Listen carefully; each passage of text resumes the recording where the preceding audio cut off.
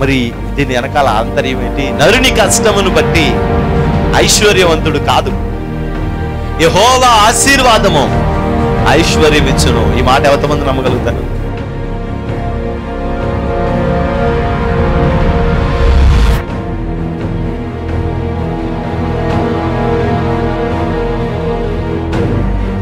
ఆ రక్షణను మనం చూడాలి, అనేక ఆత్మల రక్షణను మనం చూడాలి. దేవుని యొక్క మందిరంలో దేవుడు చేసే అద్భుత కార్యాలన్నిటినీ మన కన్నులారా మనం చూడాలి. నేడు ఈ ఇంటికి రక్షణ వచ్చింది. ఎప్పుడో మన దోషములను మనం విడిచిపెట్టుకున్నాం.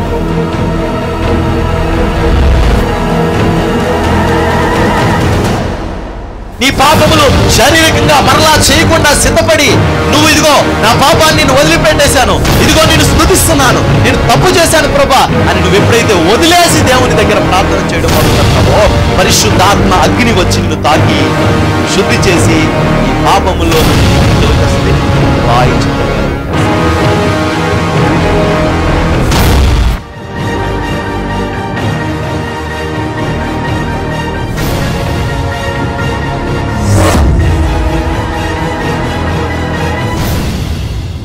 ఒక యాచన, ఒక విజ్ఞాపన, ఒక ప్రార్థన, ఒక యాచన, ఒక కృతజ్ఞతాస్తుతితో మన ప్రార్థన నడిపించబడును గాక. అంటే ప్రార్థనలో పోరాడాల్సిన అంశాలు చెప్తున్నాడు ఇక్కడ. మొదట లోకాన్ని విడిచిపెట్టాలి సైనికుడు. 2 పోరాడాలి. దేంట్లో పోరాడాలి? దేంట్లో పోరాడాలి? ఇక్కడ చెప్తున్న 4 అంశాలు మన బ్రతుకులో ఉండాలి. 4 విషయాలు మన బ్రతుకుల్లో ఉండాలి. మూడవది ఏంటంటే, ఎవరైతే సైనికుడిగా ఉండాలనుకున్నాడో, సైనికుడిగా బ్రతకాలనుకున్నాడో, వాడు ఒక శ్రేష్టమైన బ్రతుకు బ్రతకాలి. అదే ఫిలిప్పీలకు రాసిన పత్రిక చూద్దాం. నేను వాక్యాన్ని ముగించేస్తాను కరెక్ట్గా ఒక 5 నిమిషాలు 6 నిమిషాల్లో. ఫిలిప్పీలకు రాసిన పత్రిక 2వ అధ్యాయం.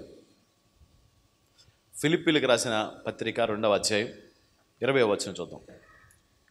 మీ క్షేమ విషయమై నిజముగా చింతించువాడు అతని వంటి వాడు ఎవడునూ నా యొద్ద లేడు. క్షేమ విషయమై నిజముగా చింతించేవాడు అతని వంటి వాడు ఎవడునూ నా యొద్ద లేడు. ఎవడు నా యొద్ద లేడు. మీకోసం, మీ క్షేమం కోసం ఆలోచించేవాడు ఇతని వంటి వాడు ఎవరు లేరంట. ఎవరంటే అతను? తిమోతి అనే వ్యక్తి.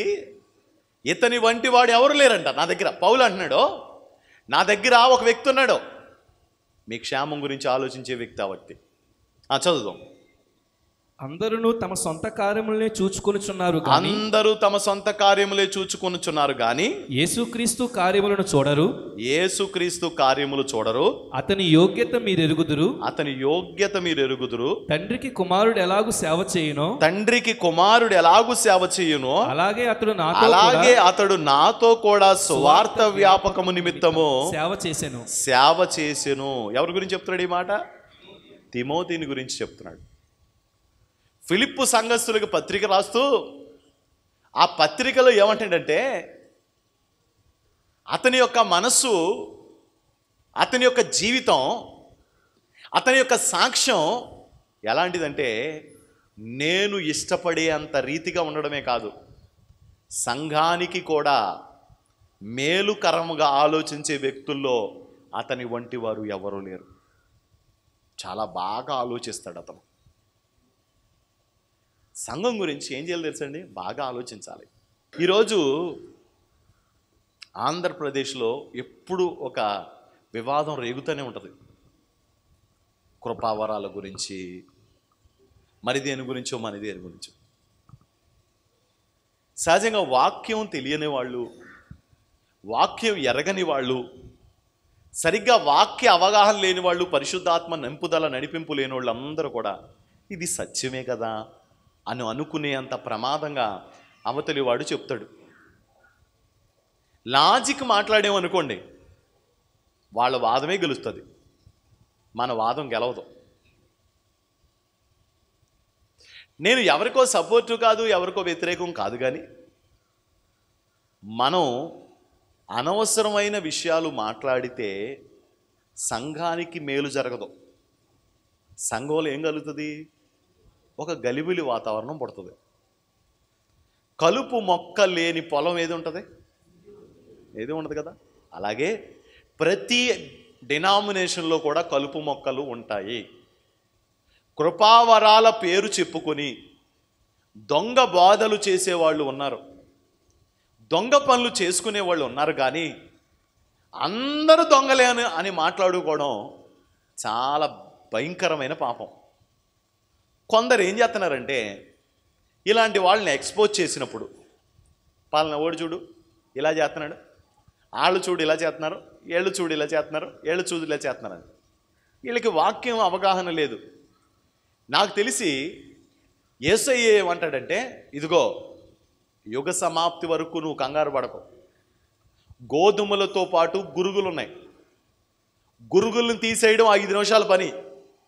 కానీ గురుగుల్ని తీసేటప్పుడు దానితో గోధుమలు కొన్ని లెగిసిపోతాయి పైకి. ఆ ప్రమాదం కలగకుండా ఉండే దాని కొరకు గురుగుల్ని ఉండనివ్వి.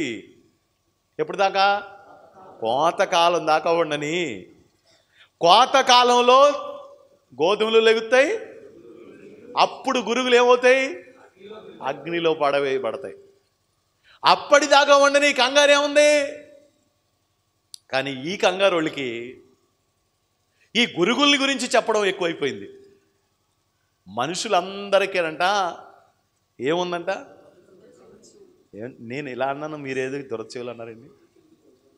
మనుషులకి దురద చెవులంట. ఇదే రోజు ఒక మంచి కాన్సెప్ట్, ఒక సబ్జెక్ట్ చెప్పి వాక్యం విడిచిపెట్టామనుకోండి, సాయంత్రానికి 220 మంది చూస్తారండి. అదే కనుక ఏదైనా ఇలాంటి దరిద్రపు కౌరులు చెప్పామనుకోండి, 2 లక్షల మంది చూస్తారండి సాయంత్రానికి. ఎందుకు? మనుషులకు దురద చెవులు. ప్రతిదాన్ని ఏంటిది అసలు ఇందులో ఏముంది? ఇందులో ఏముంది? సత్యాన్ని గురించి పరిశీలించే వాళ్ళు కొంతమంది అయితే, వాటిని చూసుకొని ఆనందపడిపోదాం అనుకున్న వాళ్ళు మరొక మంది. వాళ్ళని ఏమన్నారంటే దురద చెవులు గలవాళ్ళు అన్నారండి. వాళ్ళ చెవులకి బాగా దురద. ఆ మాటలు విని వాళ్ళు ఆనందపడుతూ ఉంటారు. కానీ యేసయ్య ఏమన్నాడంటే, మీ గురించి నేను ఆలోచిస్తున్నాను. గోధుమల పక్కన గురుగులు ఉంటాయి. ఆ గురుగులు లేపామనుకోండి, దాంతోపాటు ఏం పోతాయి? కాబట్టి ఉండనివ్వండి, మనకేం నష్టం అయితే. ఒకరోజు ఉంటుంది కోత, అప్పుడు ఏమవుతుంది? తీసేస్తాం. తీసేసినప్పుడు గోధుమలు కొట్లలోకి వెళ్తాయి, మరి గురుగులు అగ్నిలోకి వెళ్తాయి కదా. అంటే గోధుమలు గురుగులు ఉన్నాయి. ఈ మధ్యలో కొంతమంది అబద్ధ వ్యక్తులు రాష్ట్రంలో దేశంలో పుట్టి వాళ్ళు ఏం చేస్తారంటే వాక్యాన్ని పక్కదారి పట్టిస్తున్నారు. మోషే దినంలో సముద్రం పాయలైందా? పాయలవలదా? గడ్డి చెప్పండి. పాయలైందా? ఎంతమందికి ఉంది నమ్మకం? మేము నమ్ముతున్నాం అన్న వాళ్ళు చేతులు ఎత్తి స్తోత్రం చెప్పండి. ఓకేనా? ఇప్పుడు ఎవడో ఒక అన్యుడు వస్తాడు, బయటోడు వచ్చేమంటాడంటే, నిజంగా మీ దేవుడు సముద్రాన్ని పాయలు చేసి ఉంటే కనుక ఉప్పుటేరుని పాయలు చేయమని అన్నాడు అనుకోండి, మీరేం చెప్తారు? దేవుడు సముద్రాన్ని పాయలు చేయడం నిజమైతే మా కళ్ళెదురుగా అప్పుడున్న దేవుడు ఇప్పుడు ఉన్నాడు కదా, అప్పుడు చేసే కార్యాలు ఇప్పుడు కూడా చేసాడు కదా, కాబట్టి ఉప్పుటేరుని పాయలు చేయండి అన్నారు అనుకోండి మిమ్మల్ని ఎవరైనా, అప్పుడు మీరేం చెప్తారు? మా దేవుడు వీక్ అయిపోయాడండి, అప్పుడు బాగా బలంగా ఉండేవాడండి, ఇప్పుడు బలహీనం అయిపోయాడండి అంటారా? అన్నారు కదా. అలాగని ఇప్పుడు పాయలు చేయలేదండి నమ్మడం మానేస్తారా? కదండి. దేవుడు తన చిత్తానుసారంగా ఏ కార్యం చేస్తే దానికి లోబడ్డమే తప్ప ఆయనకు మంత్రి అయి చెప్పగలిగిన వాడు ఎవరు లేరు. ఈరోజు స్వస్థత గురించి మాట్లాడుతూ నేను నలుగురిని తీసుకొస్తాను, మీరు స్వస్థపరచండి, బాగు చేయండి అని చెప్పేసి అంటున్నారు. నేను ముందే చెప్తున్నాను, అతను నాకు ఇష్టం కాదు, ఇతను ఇష్టం కాదు. అతను దొంగే, ఇతను దొంగే. ఎవరు? ఇద్దరు దొంగలే. ఇప్పుడు ఇందులో మంచోడు అని అనట్లేదు నేను, కానీ మధ్యలో వాక్యం చెడిపోతుంది. వీళ్ళది వాదానికి ఏం చెడిపోతుంది? వాక్యం చెడిపోతుంది. దేవుని ప్రేమ కోల్పోతున్నాం. నేను నలుగురిని తీసుకొస్తాను, స్వస్థపరచు నా కళ్ళ ముందు అంటున్నాడు. బెతస్దా కోనేటి దగ్గర ఎంతమంది ఉన్నారు? చాలామంది కదా. అక్కడ ఎన్ని మంటపాలు ఉన్నాయని రాసింది? 5 మండపాల్లో ఎంతమంది ఉన్నారని రాసింది? ఎంతోమంది. మరి యేసు ప్రభు స్వస్థపరిచింది ఎంతమందిని? నిజంగా నువ్వు జీవం గల దేవుడు అయితే ఇక్కడ ఉన్న వాళ్ళందరినీ స్వస్థపరచు అంటే అర్థం లేదు కదండి. ఇంతకుముందు స్వామి గారికి వచ్చి ఒక మంచిగా కొద్దిగా ఏదో అనుకునేవాడిని, ఇంకా ఆయన బోధ దిగజారిపోతుంది. అందుకే డైరెక్ట్గా చెప్తున్నాను, స్వామి గారి బోధ దిగజారిపోతుంది. అంటే పాపులారిటీ పెరిగే కొలది దిగజారిపోతుంది. ఏం మాట్లాడుతున్నాడో హాస్పిటల్ ఎదురుగా పెట్టమంటాడా? హాస్పిటల్ ఎదురుగా టెంట్ వేసి అక్కడికి వెళ్ళి బాగు చేయండిరా మీరు అంటున్నాడు. ఇది పెద్ద గొప్పోళ్ళలాగా. సంఘం కడుపు కట్టుకుని సంఘం కడితే తెలుస్తుంది. సువార్త చేసేసి అందరి దగ్గర సువార్త చేసేస్తున్నారు, నన్ను లెజెండ్గా భావించేస్తున్నారు, నన్ను అందరూ పిలిచేస్తున్నారని చెప్పేసి అనుకుంటే కుదరదు. ప్రాస మాస బాగుంటే సరిపోలేదు, ఒక వాక్య సిద్ధాంతం కూడా ఉండాలి. వాళ్ళ సపోర్ట్ కాదు, వీళ్ళ సపోర్ట్ కాదు, కానీ ఆ మాట మాట్లాడకూడదు. దీనివల్ల ఎవరికి దెబ్బ తగులుతుంది? అసలైన దానికి తగ్గుతుంది. యేసుప్రభు స్వస్థపరచలేడా? అన్యజనులు ఇది ట్రోలింగ్ చేస్తారు. యేసుప్రభు స్వస్థపరచడం నిజమైతే నువ్వు ఆగు. ఈ గురుగుల్ని తీసేసే బాధ్యత ఒకడికి ఉంది. ఆ గురుగులను తీయగలవా? విజయవాడలో ఒక ప్రాబ్లం జరిగింది. ఆ ప్రాబ్లం జరిగిన తర్వాత ఆ ప్రాబ్లం కలిగిన వాళ్ళు లేచిపోయాడా, సేవ చేసుకుంటాడా? చేసుకుంటున్నాడు. అంటే నువ్వు చేయగలవు, నువ్వు దాన్ని ఏమైనా కంట్రోల్ చేయగలిగావా? చేయలేకపోయావు. ఆ బోధ విన్నంత వరకు ఆ బ్రతుకులు అలాగే ఉంటాయి. అలాగే ఈ అట్టుపొళ్ళకి అలవాటు పడిన వాళ్ళు నువ్వు ప్రార్థన చేస్తానంటే రారు, వాక్యం చెప్తానంటే రారు, వాళ్ళకి ఏదో వచ్చేద్దని చెప్పేసి అటుపోయేవాళ్ళు ఎక్కువ. మొన్న ఒక ఆవిడ అంటుందంట, ఏమనంటే అయ్యా ఏంటిది ఇది ఇక్కడ దగ్గరలోనే ఒక నది ఉందండి, అక్కడ కూడా బెతస్దా కోనేటి ఉందంటండి, అందులోకి వెళ్ళి 3 సార్లు స్నానం చేసి వచ్చానండి అంటుంది. మనోళ్ళే. ఇక్కడ ఒడ్డు కూడా ఉందండి, అక్కడికి 7 వారాలు తిరుగుతానండి అనేవాళ్ళు మనోళ్ళే. అక్కడ ముదిరినపాడిలేనండి మట్టి తిని వచ్చానండి అన్నవాళ్ళు మనోళ్ళే. ఇలాంటి వాళ్ళు ఉన్నంత వరకు వాక్య సిద్ధాంతాల మీద జీవితాలు కట్టబడవు. ఇలాంటి వాళ్ళు తిరుగుతూనే ఉంటారు, గాలికి తిరుగుతూనే ఉంటారు. వీళ్ళకి ఒక సిద్ధాంతపరమైన నమ్మకం లేదు, అలా లేనప్పుడు ఉండదు. కానీ మధ్యలో ఎవరు పాడైపోతారో, ఎవరైతే దేవునిలోకి క్రొత్తగా వస్తున్నారో వాళ్ళకి వాక్యం అర్థం కాక, చెప్పే బోధన విధానం తీరి తెలియదాక అసలు దేవుడు స్వస్థపరుస్తాడా లేదా అనుకుని వాళ్ళ లోకంలోకి పోతారు. దేవుడు స్వస్థపరచగలడు అని చెప్పినప్పుడు, విశ్వాసంతో నమ్మినప్పుడు, అక్కడ ఉన్న సంఘాన్ని బట్టి కాకుండా వాళ్ళ జీవితాల్లో ఉన్న విశ్వాసాన్ని బట్టి దేవుడు కొన్నిసార్లు కార్యాలు జరిగించవచ్చు. దేవునికి స్తోత్రం, హల్లెలూయా. దేవుని మహిమను ఎవరు తగ్గించలేరండి. ఎవరో పెంచినంత మాత్రాన్ని తగ్గించినంత మాత్రాన్ని ఏం జరగదండి. అయితే మీ క్షేమం కోరుకునేవాడు, మీ క్షేమం కోరుకునేవాడు ఎవరో? తిమోతి. మనం ఎలా ఉండాలి? 3వది, సంఘము యొక్క క్షేమము కోరుకునేవాళ్ళుగా ఉండాలి. ఏమండి, ఇప్పుడు భోజనాల కార్యక్రమం జరుగుతుంది అనుకోండి, ఎంత పని ఉండదు చెప్పండి. మొదట ఆహార పదార్థాలకి డబ్బులు ఇచ్చేవాళ్ళు ఒకళ్ళు, దానిని చక్కగా ఒక ఆర్డర్లో పెట్టి చేసేవాళ్ళు మరొకళ్ళు, దాన్ని చక్కగా వండి వార్చి మీకు అప్పగించేవాళ్ళు ఒకళ్ళు, ఆఖరణ ఎవరో వడ్డించేవాళ్ళు ఒకళ్ళు. ఇప్పుడు వడ్డించేవాళ్ళు అండి,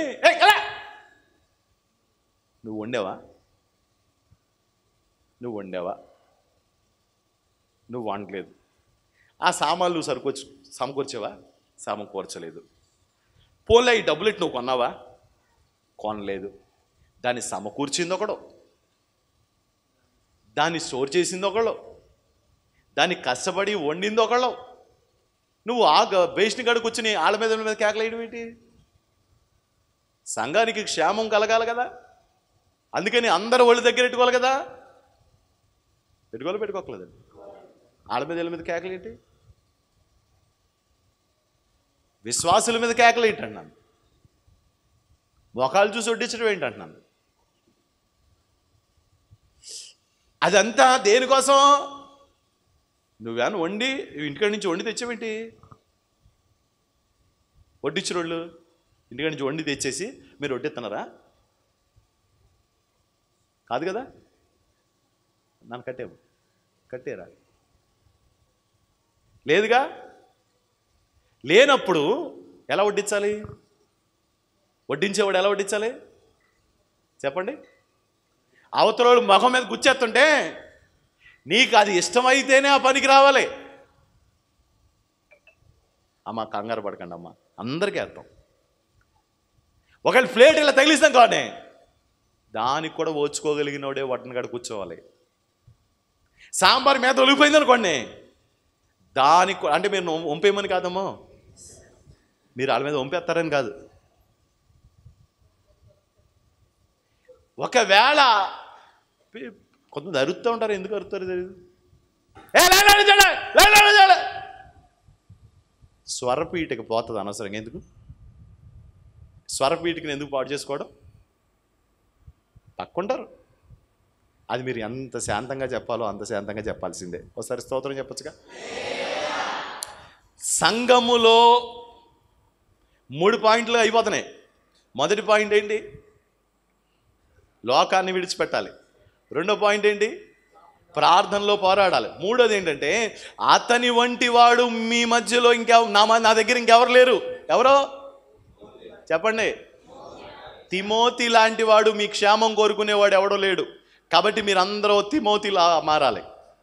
ఎవరెవరో డబ్బులు ఖర్చు పెట్టేవాళ్ళు, మేమే కందిపప్పుకి మేమే డబ్బులు ఇచ్చామనకూడదు. మాట్లాడు కోరుకోవాలి. దేవుడు ఆ ప్రజల ఆహారం తింటున్నారు అనుకోవాలి, అంతే. దేవుని స్తోత్రం చెప్పండి. హల్లెలూయా. డబ్బులు ఇచ్చిన వాళ్ళు కాళ్ళ ఎగరేయకూడదు. తర్వాత వంట వండిన వాళ్ళు వండి పెడితే తెలుస్తుంది, వడ్డించేయడమే ఉంది అంటాడు. అలాంటి మాటలు వండేవాళ్ళు మాట్లాడకూడదు. దేవుడు నాకు ఇది ఒక గొప్ప భాగ్యం ఇచ్చాడు, దేవుడు నాకు ఇది ఒక గొప్ప అవకాశం ఇచ్చాడు, ఎంత కృప ఎంతోమందికి లేదు, దేవుడు ఆ కృప నాకు ఇచ్చాడు, దీన్ని చాలా జాగ్రత్తగా నేను ఎలా మేలా వండేవాళ్ళు మాట్లాడకూడదు. వండేవాళ్ళు ఏం చేయాలి చెప్పాలి. అసలు దేవుని పని అంటే ఎంత ప్రేమగా చేయాలి చెప్పండి. ఏమండి అన్యుల్లాగా చేస్తారంటారా కొన్ని పనులు? వాళ్ళకి తెలీదు, అన్యులు అలా చేస్తారు. అన్యులకి తెలియక అలా చేస్తారు. అన్యులు వాళ్ళ యొక్క మెహర్బాణిని చూపించడానికి చేస్తారు. మేమే తెచ్చామని చెప్పడానికి చూపిస్తూ ఉంటారు. అలా మీరు చేయకూడదు. మీరు ప్రేమగా చేయాలి. వండేవాళ్ళు ఎలా వండాలి? చాలా జాగ్రత్తగా ఉండాలి. ఇది దేవుడి పని, ఇది దేవుని ప్రజలు తినేది, దీన్ని పాడవకుండా. రెండు వడ్డించేవాళ్ళు ఎలా వడ్డించాలి? ఏమండి మీ ఇంట్లో భోజనాలు పెట్టుకుంటున్నప్పుడు అన్నయ్య భోంచేసావా అన్నయ్య? రే అన్నయ్య భోంచేయలేదంటరా. ఇంట్లో ఉంది ఆ తగలడిన జ్ఞానం ఇక్కడేం పోయింది? నీ ఇంట్లో బిందు పెట్టుకున్నప్పుడు ఎలా వడ్డిస్తున్నావు? క్యాటరింగ్ వేసేవాళ్ళు సరిగ్గా వేయలేదు అనుకోండి, ఏం చేస్తాం? తిడుతున్నాం కదా. మరి నీ ఇంట్లో భోజనానికేమో అంత గౌరవంగా వడ్డించి దేవుడి మందిరంలోకి పొయ్యే కాలం మనకే బుర్ర పని చేయదా? నోటుకు వచ్చినట్టు వాగుతావు. ఎలా చేయాలి? మనం ఇంట్లో దానికంటే చెప్పాలి, ఇంట్లో దానికంటే గౌరవంగా. అమ్మాయి 4 సార్లు వస్తాను నీ దగ్గరికి, 4 సార్లు ఓపికతో వడ్డించాలి. దేవుని స్తోత్రం చెప్పండి. అతడు మన క్షేమం కోరుకునే అతని వంటి వారు చెప్పాలి. మంచినీళ్ళు ఇచ్చావు, ఎవరో ఒక ఆవిడ తెచ్చుకోలేకపోతుంది పాపం. స్త్రీలు ఏం చేయాలి? అమ్మా ఏంటమ్మా అంటే లైన్లో నుంచోలేమ్మా నేను అందనుకోండి, మీరు మీ చేతిలో ఉన్న ప్లేట్ని తీసుకెళ్ళి ఆమెకి ఇచ్చి మీరు దేవుని ప్రేమను చూపించాలి. దేవునికి స్తోత్రం. ఎవరో అక్కడ కూర్చున్నారు, మంచినీళ్ళు పిల్లడా మంచిళ్ళారా అంటుంది. అమ్మా ఒక గ్లాస్ పట్టుకెళ్ళి అమ్మ తాగమ్మా అని చెప్పాలి. ఒకరికొకరు అనురాగం కలిగిన వాళ్ళే ఉండాలంట. అసలు బైబిల్లో ఏం కలిగి ఉండాలంట? అనురాగం కలిగి ఉండాలంట. అక్కడ ఆ వాక్యాల్లో అయ్యే విషయాలు రాయబడుతుంటుంది. అనురాగం కలిగిన వాళ్ళే ఉండండి. రామపత్రికలో ఆ మాటలు రాస్తాడనమాట. సేవ చేసేవాడు ఎలా చేయాలి, నిర్వహణ చేసేవాడు ఎలా చేయాలి, ఎలా చేయాలో అలా చేయాలి తప్ప ఇష్టానుసారంగా చేయకూడదు.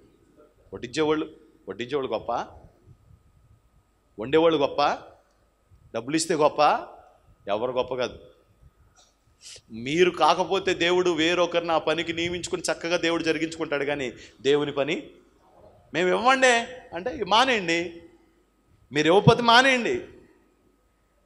మేము రూపాయి కూడా ఇవ్వండి భోజనాలకే, మానేయండి. అసలు దండం పెడతాం యేసు రక్తం చేయం.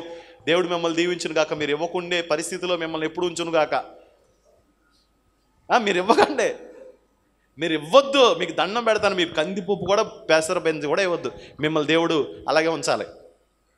మీరు ఇవ్వద్దు. అసలు మేము వంట చేయమండి, వంట చేయకపోతే మీకు వందనాలు, మానేయండి. అసలు మేము వడ్డనలో అలా కంటితో కూడా చూడకండి, మీకు అంతకంటే పెద్ద వందనాలు. దేవుడు ఆ పనికి వరకు వేరే ఒకరిని నియమించుకుంటాడు. దేవుడు నమ్మకమైన వాళ్ళని దేవుడు తన పరిచర్యలో దేవుడు తాను లేపుకుంటూ ఉంటాడు. గట్టిగా స్తోత్రం చెప్పట్లేదే? చాలామంది బాధ కలుగుతున్నట్టుంది. ఇది లేదండి ఒకసారి స్తోత్రం చెప్పండి. హల్లెలూయా. ఆళ్ళేళ్ళు టమాటా పచ్చళ్ళు అయితే తెచ్చుకుని వేసుకోకండి ప్లేట్లలో. సాంబార్ బావట్లేదు, టమాటా పచ్చడి తింటాడు. పెరుగులు తేకండి, మీకు దండం తల్లి. ఒక పూట పెరుగు లేకపోతే మనమే ప్రాణాలు పోవం. పెరుగు బయట తెచ్చుకుని పెరుగు వేసుకుని మీరు అనారోగ్యం వాళ్ళు అయితే వేసుకోండి, తప్పలేదు. ఆ పెరుగు పెరుగు పెరుగు పెరుగు పెరుగు ఎందుకు వచ్చిన పెరుగు? ఒక పూట పెరుగు తేకపోతే చచ్చిపోతామా చెప్పండి? ఎవరైనా అలా పెరుగు తెచ్చారు అనుకోండి, మేము వేసుకోమని చెప్పండి, ఏం చెప్తారు? అప్పుడు పెరుగు మీకే వేసామనుకుంటున్నారు. ఎదో గొడవ ఏంటి తెలుసండి? పెరుగు ప్రత్యేకంగా కొంతమందికి చుట్టాలు పెరుగు వేసుకోండి, ఏదో గొడవ. ప్యాకెట్ 5 రూపాయలు ఉంటుంది, ఆ ప్యాకెట్ కోసం ఏదో గోల. వీళ్ళు తెచ్చుకుని పెద్ద మహాభక్తుల్లాగా చింపి నీకు కొంతకైనా అయ్యి బాబు నీకు అంత ప్రేమ ఉంటే ఒక కప్పు తెచ్చి అక్కడ తెట్టి తెల్లా 5 లీటర్లో 10 లీటర్లో పడుతుంది. 10 పడతా, 10 అక్కడ పెట్టేయండి. అంతేగాని చిన్న ప్యాకెట్ తెచ్చారంటే చంపేస్తాను. 30 రూపాయలు 20 రూపాయలు. మీకు ప్రేమ ఉంటే ఏంటి చెప్పాలి? ఓ 10 లీటర్ల బకెట్ అట్టుకొచ్చారంటే అందరూ వేసుకుని, అంతేగాని చిన్న ప్యాకెట్ తెచ్చారా, చిన్న పచ్చడి తెచ్చారా, అంతే మీ పని. యేసు రక్తమే చేయం. గట్టిగా ఒకసారి స్తోత్రం చెప్పండి. నిర్వహణ చాలా జాగ్రత్తగా ఉండాలి, మేలుకరంగా ఉండాలి. మనం ఎవరైనా అందరూ అక్కడే పడిపోకండి. ఈలోగా మీరు పురుషులు కానీ స్త్రీలు కానీ మీరు కొంచెం ఆత్మీయంగా బలం కలిగిన వాళ్ళు, కొత్త వాళ్ళు ఎవరైనా వస్తే కనుక వాళ్ళ దగ్గరికి వెళ్ళి అమ్మా ఎక్కడి నుంచి వచ్చావమ్మా, ఏ ఊరమ్మ మీది అని వాళ్ళని ఆప్యాయంగా పలకరించండి, మాట్లాడండి.